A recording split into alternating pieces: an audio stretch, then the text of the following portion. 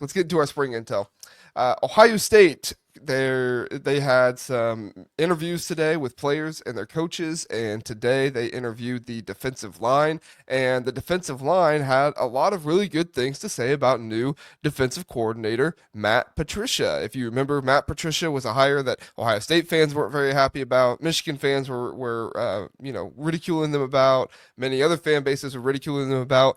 I came on here and said that I didn't think it was a bad hire. I didn't know if it was a good hire or not, but we would kind of see what happens. And Ohio State players are now coming out talking about how much they love Matt Patricia, how much more free they feel like they are on the defense, and they're playing fast. Things are more simple for them, and they're just kind of going through it. Now, I will say there's not really any scheme happening yet, so I think that probably contributes to it. You're in like day 4 of spring practice, so they're not exactly implementing some deep scheme there, but the players are speaking well of Matt Patricia. Matt Patricia, known for not exactly being the most likable guy in the world. I would say this is good news, but I'm also not going to feed into it too much. Zach, what say you? Yeah, I mean, it is good news that it's not gone south already, right? Like, that's good. Good, yeah. It's day good. 4, things are not terrible. Right. And even then, like, it's good that like CJ Hicks, who's a former 5-star guy who people have been salivating to see in an edge rush role, like he's actually being moved there, which it seemed like that was something that maybe Knowles and Larry Johnson maybe agreed on, but he's praising, he is praising the process right now. And I think that it's good signs, right? You've seen it where you have a hire come in and there's some frustration or there's at least some hesitancy. That's not what we're seeing. And so does it mean that Ohio State's going to have the best defense in the Big Ten? No. Does it mean that it's a good sign for a team that already has tons of momentum? Yes. Yeah, I would agree. And there were, some mentions of last year versus this year. Again, this is one of those situations where it's like you're not exactly putting the most scheme in day 4 of spring football. So I would hope that, last year compared to this year with how complex Jim Knowles' system is, you are playing quicker and faster and all that stuff. Joe asks, a free defense, what precisely does that mean? I believe the context of what CJ Hicks particularly was talking about it was, when you play in a very complicated defense, sometimes you play slower because you're too concerned about your role or maybe what you have to do. But when you play more in a more free defense, you feel like you're just kind of told, go do this thing, make it happen, which can be good. Your natural athleticism comes out, but it can also be bad because you can overrun guys. You might not know your assignment. You might not do your assignment as well. So, I mean, overall, I think a free defense is good, but it does have aspects of possibly being bad as well. Mm-hmm. What do you think about the comparisons of this year, last year? Are you with me where it's like, it's practice day 4, like you're not going to be involved in that much? Or do you think that Matt Patricia might just be doing a better job with installing this stuff with the guys? What do you think? I think it's more the former. Although I will say, we've both been Ohio State fans for a while. One of the criticisms back in 2017, 2018, with Schiano and the Grinch that stole defense, they talked about how it was too complicated. Mm-hmm. And I think you saw that a little bit with early on with Knowles. Now, I mean, they learned the defense, but remember, part of the reason why the defense was so good was look at all the seniors that were on that defense that had been in that defense for 3 years, right? I mean, you had Tuli Moloau, you had Sawyer, you had Ransom, Burke, a number of linebackers, Cody Simon. Like, you had a lot of 3-year either starters or heavy rotational players that knew the system. I think for a younger defense, it's much better for them to have a more user-friendly defense. So does that mean that Patricia is better than Knowles? No. It might be a better fit for this year's version of defense, though. Yeah, I agree. I think at the end of the day, it's kind of like what we've been saying. It's good that things are good the first few days, but at the end of the day, it's not. This isn't anything revolutionary. This isn't anything, to get too caught up on. I think if Matt Patricia's going to do a good job, he's going to continue to probably be likable, but he's also going to have to continue to put scheme in there, and we'll see Yep. what they're saying after the Texas game. After the Texas game, if they're saying it's way too complicated or it's not complicated enough, then we know a little bit more in that situation. So, Mhm. did you? John says, if I can make fun of the SEC for a second, did you guys see Quinn Ewers at his pro day throwing ducks? Yeah, Quinn Ewers. I saw some of the videos there. He had one of those like fading to the side. I don't get it, man. I don't get the whole like fading to the side. When is that an actual throw in football? No Yeah. pressure. You're fading to the side, backward, and you just throw the ball up, and your receiver runs under it. Like, it's not like the most accurate throw in the world. The ball sticks up there for so long, anybody can make it look like they're running in stride to catch the ball. Did you see any of it, Zach? I didn't see any, but I did. This is probably not where we want to go with this, but I'll just say this. I saw a evaluation by Chris Sims with the quarterbacks in this class, and I'm routinely stupefied by how a former quarterback can be that bad at evaluating quarterbacks. Because he had like Quinn Ewers in a tier. I think that he was in the third tier, but with a bunch of people.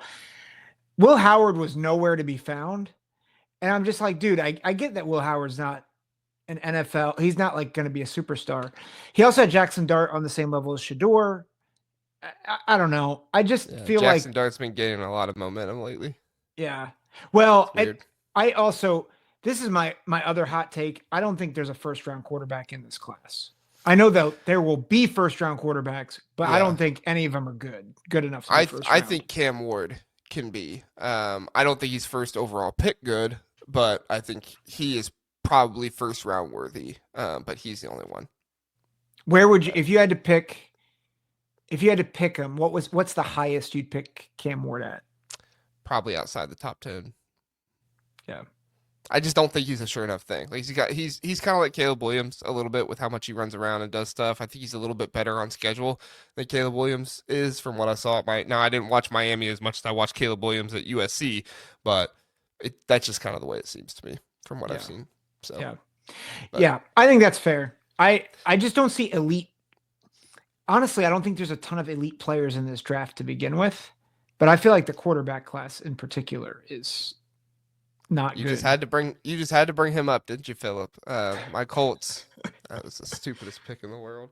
Who's the next Anthony Richardson? Philip says. I don't know. I mean, is there anybody out there doing backflips that everybody's getting enamored over? It's like, how many times do you backflip in a real game? Never.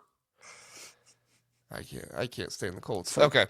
Yep. Sorry, I derailed us long enough. That's okay. The Colts are my favorite team, but they are also simultaneously my least favorite team at the same time. So that's my fandom in the NFL. Okay. Defensive line for Michigan, Zach. The defensive line is receiving a lot of praise from the coaches and from the media out of Michigan. The Rayshaun Benny, who ended the year last year as the third defensive lineman or the third interior defensive lineman for Michigan, is being thought of as being a very good player. Obviously, he's actually going to wear the same number as Mason Graham from last year, 55. So it was his high school number. So this isn't like him trying to be Mason Graham, I don't think, but it's interesting. And then you're hearing rave reviews about Trey Williams and Devon Payne. Sharon Moore is on record saying that it was a seamless transition. Nothing went wrong at all, and it didn't take them any time to get into the situation. So, I mean, the article I read said that the defensive line could possibly have no drop off compared to last year. I think that is a lie. That defensive line was so good.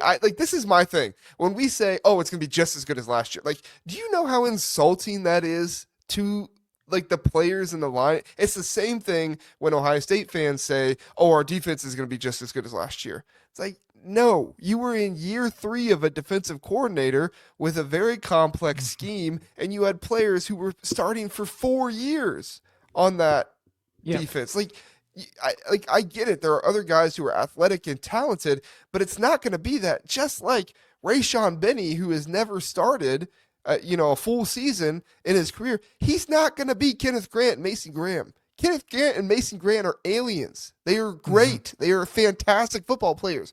Rayshaun Benny can be very good. He's not going to be them. Underachiever at Alabama, Damon Payne can improve. He's not going to be Mason Graham or Kenneth Grant.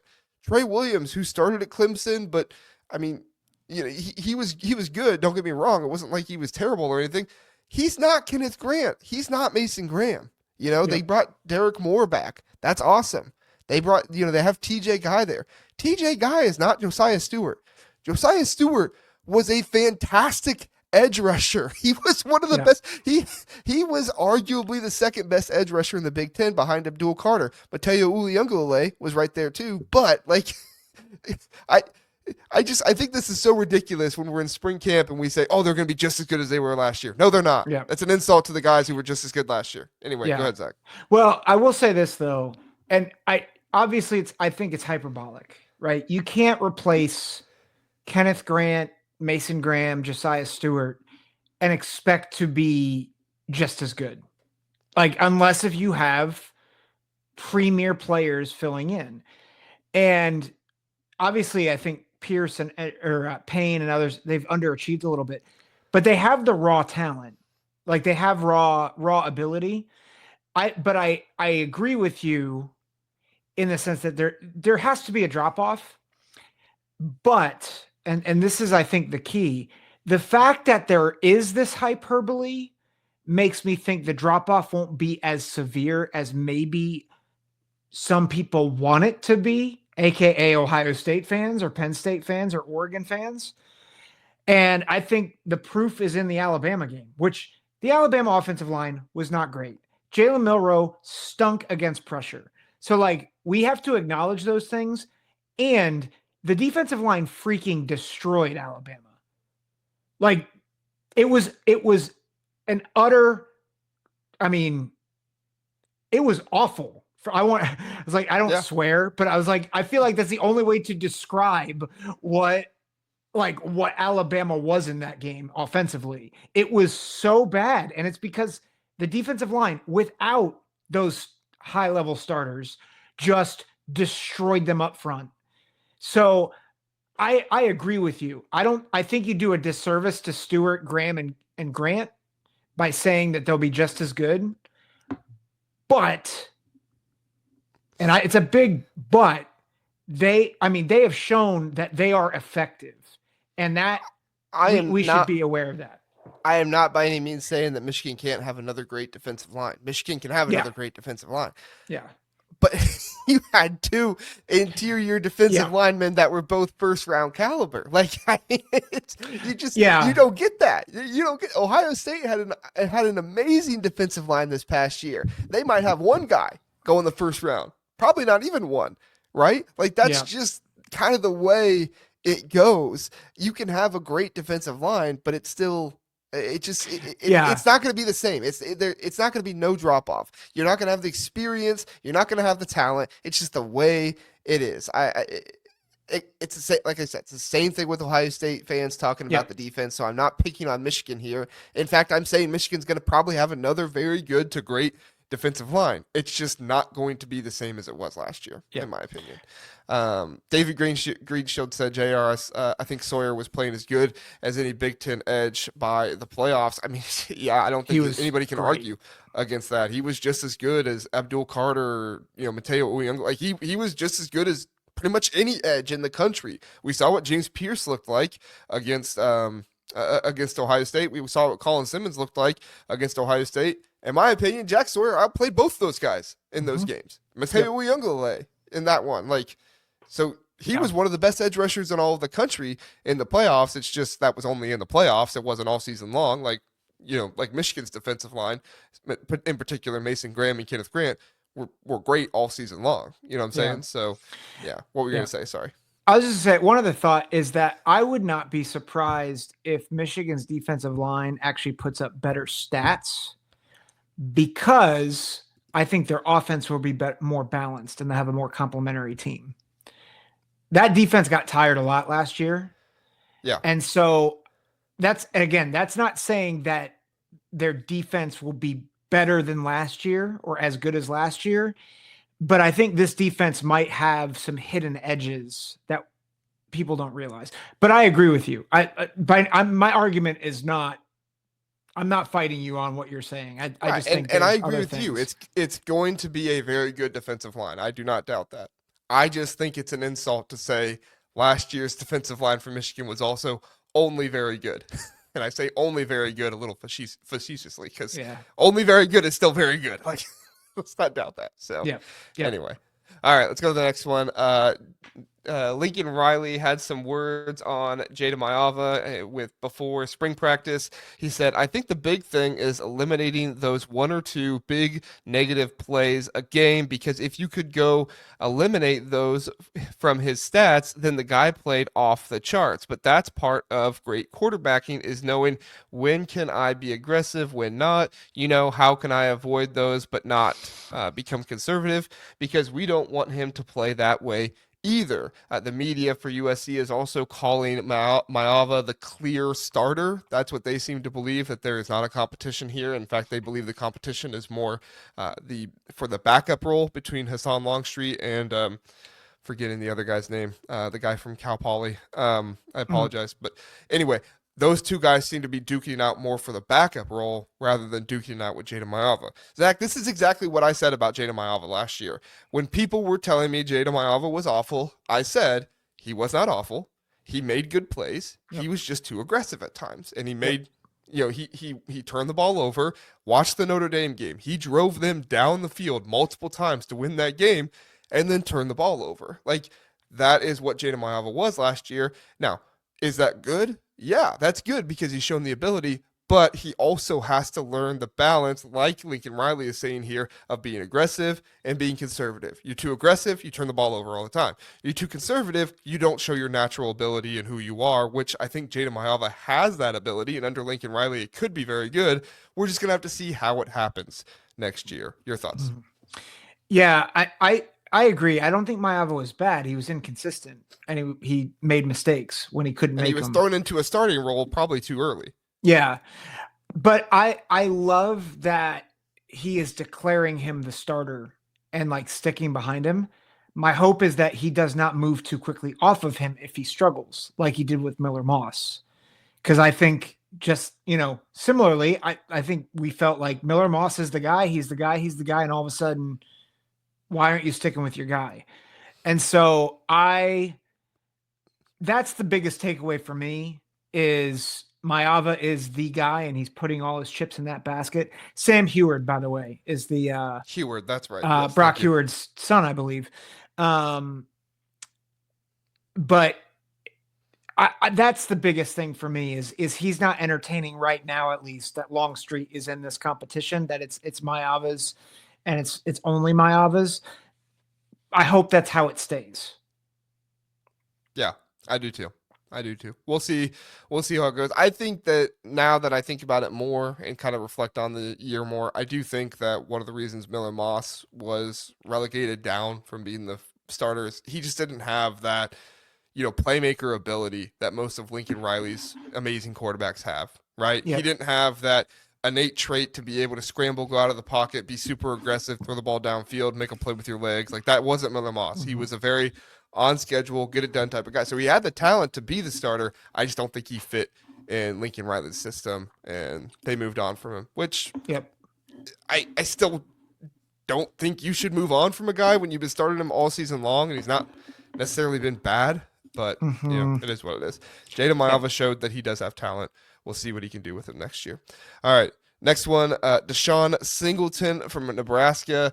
Matt Rule was in his press conference today. Matt Rule doesn't really talk about players because go figure, he doesn't want anybody getting any ideas of who is good on his roster, says he doesn't want them to, scout his roster, I guess, based on him talking well about them, because he doesn't want people scouting his roster in the spring game either, which does make a little bit of sense to me. But at the same time, it's like, dude, you can mention some names in your press conference. He's never said that's why he doesn't mention names, but I watch press conferences and I'm like, why don't you mention players' names? Like, give us some. Like, James Franklin today was a completely open book. he was like, yeah, I like this guy, I like this guy, I like this guy. This guy could go for the job. This guy's really young and he's really good. And I'm like, thank you, James. I wanted that. It's like, I But actually know what you're thinking. Great. yeah, thank you. But essentially, when Matt Rule was kind of talked about the team and the players and stuff like that, he had this quote where he said, "We are going to determine who are the best players and how do we get them on the field the most." And so, obviously, I mean, this is football kind of 2.0. This isn't anything revolutionary, but it is leading people to believe that based off of his comments, a player he might be thinking of would be somebody like Deshon Singleton, who started at safety for them last year. Had some good games, had some okay games. He never really, I don't think he was ever like terrible, but you know, he showed some promise to be a leader this year on defense. If he is one of those leaders, he could be somebody that could be used in a variety of roles, whether it's in the box or in coverage more, whatever that might be, you know, kind of coming down close to the line to be a nickel back or something like that as well. Zach, your thoughts here on Nebraska and what they're thinking, playing their players and Deshon Singleton? I mean, I think if they have confidence in Singleton and being a playmaker, and they feel like there's freedom in the defense to free him up, I can't like I feel like it's somewhat similar then to what CJ Hicks is talking about with Matt Patricia. And we just talked about how a free defense, especially for maybe a younger defense, can be helpful. I know that Nebraska's bringing back some guys, but I don't know. It feels like a win. It's hard to know without seeing it, but I think if I always appreciate when coaches identify players who are talented and they play through them rather than try to force their scheme. I feel like, again, I'm using Ohio State as an example, but they didn't let the scheme dictate Caleb Downs. They were like, Caleb Downs, you're awesome. Just do stuff and we'll build around you. And that feels similar to what like Nebraska seems to think. Deshon Singleton can play a lot of different areas and be very versatile for us. Let's actually build some things around him. I think that's smart. Yeah, no, I totally smart. I think you should do it if you have the players to do it. That's just the thing, right? Does Nebraska have the players to do it? They did a really good job in the transfer portal. They have good players coming back from last year. It's just, do you have those guys to do that around? Obviously, they don't have a Caleb Downs. Caleb Downs is one of, if not the best safeties in the country, but you can certainly find some different areas for guys to cross train, do different things, and excel in, you know, not just one area, but multiple different areas. So we'll see. Last thing here, Zach, is James Franklin had started his press conference talking about the middle linebacker role. Kobe King is going to need to be replaced next year.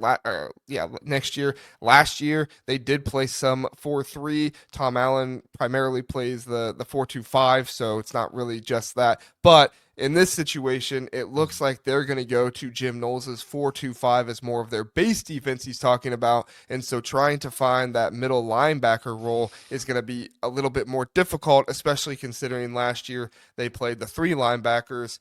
They still played 2 linebackers at times. It's not like they never went to nickel, but it looks like they are going to be going to a situation where they have 2 linebackers. For a place like Linebacker U, this is a little interesting. You know, I know Penn State fans and others will call them that, and they have good reason to. They've had many good linebackers from there. Seems like it could be a little bit of a, why are we taking less linebackers off the field? But in my opinion, in recent years, Penn State's been better at putting out DBs than linebackers here recently. So I don't necessarily dislike it, but we knew this was going to happen with Jim Knowles, right? Like this is the defense that Jim Knowles runs. Your thoughts on replacing Kobe King and the new scheme change? Well, I think it makes sense too, because you think about who they're going to be facing in the Big Ten. Aside from Michigan, they want to ground and pound, Ohio State runs a lot of 3 wide. And they do a lot of 2 tight end sets too, but it's a lot of 3 wide. Oregon is a lot of 3 wide. Oregon. You know, you're playing USC. You're playing a lot of teams, particularly at the top of the conference, that are more spread you out, and to be able to defend from sideline to sideline, you're going to be forced to be more in nickel type packages anyway. So they have the personnel to do this. They bring back two of their top linebackers in Tony Rojas and Dominic DeLuca. So it makes sense. It's just now how do you make that more a part of your identity? They already run a lot of it, but how do you continue to establish your identity there? And how do you set up the defense well enough that you're not going to lose from, you know, maybe guys not understanding the defense as well, because as Jim Knowles says, it takes 2 or 3 years for teams to really pick up his defense. I think Penn State's a little bit ahead of the curve since they've already been running the 4-2-5 in some scenarios more often than just nickel packages, but at the same time, this is a new scheme. This is a new base defense for them. It's going to be interesting to see how they pick it up, particularly Dominic DeLuca and Tony Rojas, because those are going to be the two most important guys, as James Franklin calls them, the quarterbacks of the defense, and how they're going to be able to do that. Yeah. One thing that helps them, if you look at at least according to our lads, which I know is not always the most, it's not always the most they do the best accurate, they can, but they do the best they can. But they're starting 11, one sophomore, the rest juniors and seniors, and so you have a lot of returning experience on that. It reminds me a lot of the Ohio State defense last year. Yep. Yep.